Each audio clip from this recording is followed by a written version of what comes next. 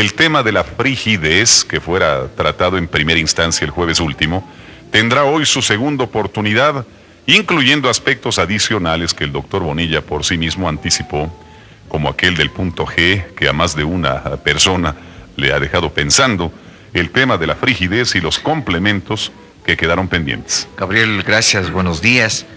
En realidad me siento honrado de las llamadas que recibí del jueves acá, en especial de damitas que de una u otra forma se sintieron identificadas en cuanto a haber vivido por muchos años una mochila cargada muchas veces de incomprensión. Así es. Y que les llevaba a consultorios psiquiátricos, psicológicos y a más de un divorcio, justamente por vivir algo que en muchos de los casos no es mochila propia, sino que se debe a consecuencias, como decía la vez anterior, a situaciones venidas desde la infancia, a situaciones venidas por educación, a situaciones venidas en el momento de la luna de miel, en el momento del comienzo de la organización, de la principal organización e institución social como es el matrimonio. Así y es. Con ello el hogar. Y quiero recordar, porque la señora y me decía que lo iba a escuchar con mayor atención, una señora de 69 años, y vale que lo cuente, que había vivido toda su vida, tiene más de 8 hijos, no digo el número exacto, y en más de esos 8 hijos jamás, en sus 55 años de matrimonio, nunca tuvo un solo orgasmo. Y la realidad se debía que en su luna de miel tuvo un verdadero trauma con su esposo, y eso le llevó a que jamás pudiera ni tan siquiera conocer de aquello. Y cuando yo había planteado, y quiero esta vez aclararlo más todavía, de que una de las situaciones que en la incomprensión que la mujer como género femenino tiene, que es el que no se le entienda del porqué de su frigidez y se le exija ser copartícipe de una de las mayores comuniones espirituales que debe tener una pareja, como es su relación conyugal, que lleva no precisamente y como punto último al orgasmo, sino a la comunión espiritual, y de ahí al engendro de hijos y el amor con ello. Pero el hecho de que en circunstancias particulares la mujer pueda llegar y pueda ser obligada en el paso de los meses, de los años, a tener un amante, y con ello encontrar que sí ella puede identificarse como mujer y lograr un placer que nunca antes lo había tenido o que de alguna forma le había sido negado. Esto, mi querido Gabriel y quienes me escuchan, créanme que es una realidad. Y los profesionales psicólogos y aquellos profesionales que trabajamos, como en mi caso, en conflictos también que puede llegar a somatizarse y causar vaginismos y problemas de dolores uterinos y metrorragias y abortos espontáneos o problemas de jaquecas y de migrañas, etcétera, etcétera. Y que no tratándole el problema del dolor o de la somatización, sino rebuscando más adentro, encontramos que el problema ha sido la frigidez, y encontramos que muchas de las causas ha sido el papá, la mamá o el esposo, el causante. Resulta que en algunas pacientes, y te digo porque así lo he vivido en mi profesión, que muchas de las mujeres han encontrado una sobrevivencia al tener un amante.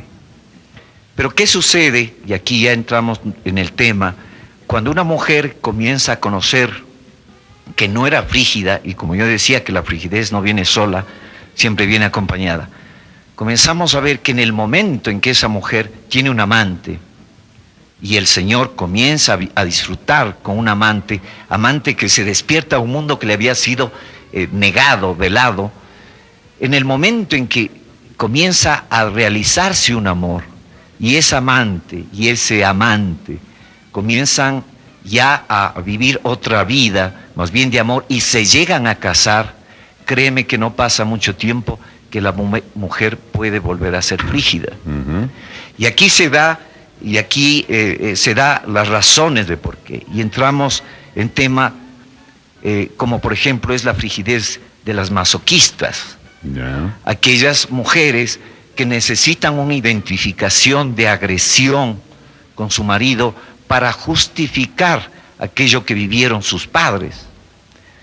Tengo el caso de una señora que se casó, hubo unos 2, 3 momentos de algún tipo de voluptuosidad y no más. Y comenzó a vivir una frigidez en donde había el rechazo al esposo de llegar a la relación marital como tal. Y es que ella había experimentado en su infancia el ver a su padre y a su madre mantener una relación sexual después de haber vivido una agresión física a la madre por parte del padre. ¿Sí? Eso le marcó. Y definitivamente eso le había marcado a ella, de tal punto que cuando se casó, siendo generosa y teniendo un esposo muy generoso y muy amante de ella, todo aceptaba, pero en el momento mismo de relación sexual ella rechazaba y no llegaba a eso. Y era la forma como ella podía aceptar lo que había vivido con su padre. Es como el caso del otro, que es la frigidez neurótica que se da en muchas mujeres por fobias, por una serie de eclipsamientos cargadas por la madre, madres neuróticas o histéricas que buscan vengarse del esposo o del hombre, inculcando a su hijo de que el sexo es malo, y de que eso es puerco y que es asqueroso. Y la hija, indudablemente, en el momento en que se encuentra en circunstancias así, también lo rechaza. Existe la frigidez del rechazo al aborto, por el aborto, que se da en mujeres que luego de haber sido realizado un aborto, ¿sí?, comienzan a vivir un estado de autoagresión, en principio, de rechazo a su cuerpo, de rechazo a su ísterus, y frente a ello comienzan a vivir un vaginismo que les lleva por doble causa a un estado de frigidez, una por dolor y la otra por autocrítica. En esas circunstancias, cuando vuelven rechazan con quien fue el causante, entre comillas, del aborto, y se casan con otra persona, créeme que pasa un tiempo de la luna de miel, digámoslo así, en que vuelven a caer en ese estado de frigidez porque rechazan al hombre como aquel culpable de que ella haya llegado a tener un aborto. Es decir, los aspectos evidentemente están claramente establecidos, además cubiertos de toda lógica, y refiriéndonos a la primera parte de la intervención y por cierto a la segunda ya de corte eminentemente técnico médico. La frigidez está presente en un gran número de mujeres. Lo importante es saber reconocerlo y sobre todo saber detectar el qué lo ha provocado. Ahora bien, se han hablado de más de un motivo y más de una razón. ¿Cómo señalar, aunque algo se dijo ya el jueves último, o cómo detectar una frigidez, no sé si el término es apropiado, si la llamamos congénita, el hecho de que puede haber llegado con una mujer, o la frigidez está siempre sujeta a aspectos puramente emocionales y psicológicos? Consecuenciales. Había planteado el jueves anterior, en el caso del hombre, apoyado con la impotencia de la anafrodicia, que es esa falta total de deseo sexual, de apetito sexual. Y aquí vienen factores hormonales. ¿Sí? Que no es lo mismo tener una baja de la libido en la mujer, el no tener apetito sexual, y que los ratos cumple su disposición de esposa complaciente frente al marido, ¿sí? Pero que en el momento en que lo está haciendo, aunque no lo haya deseado, no se le haya ocurrido, no sea la iniciadora, no lo haya buscado, llega y por complacer a su esposo termina ella también disfrutándolo. ¿Sí? Estamos hablando de la frigidez que es consecuencial siempre. La frigidez, como repito y vale recalcarlo, no viene sola, siempre es consecuencia de algo que ha sucedido o en el antes o en el durante, en el antes cercano o ahora.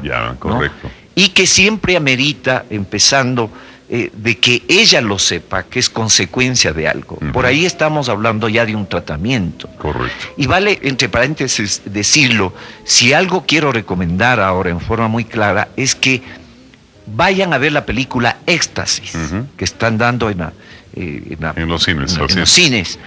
Es una película que vale verla en pareja, porque es una película que cuando termina, uno y otro va a sentirse comprendido frente al otro, y que es una lección más a los hombres, porque mi intención, créanme, y le he dicho a las damitas que me han llamado, ha sido más hacia el hombre, porque la frigidez, más en su mayoría de razones, es consecuencia de la presencia del hombre.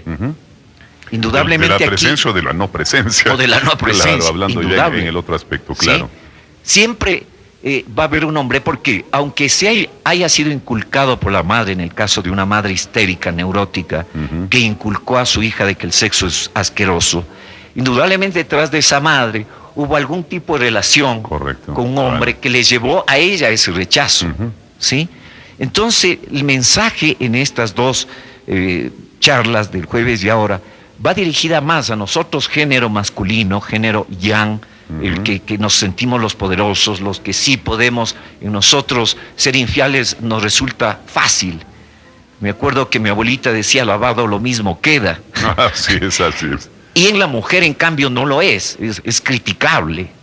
Y eso ha menoscabado la autoestima de la mujer y le ha llevado a que tenga frigideces, por lo que yo hablaba de la castración imaginaria del pene. Porque a mi niño sí le permite que vaya a una fiesta hasta las 2 de la mañana y yo tengo que a las 12 ya estar de regreso.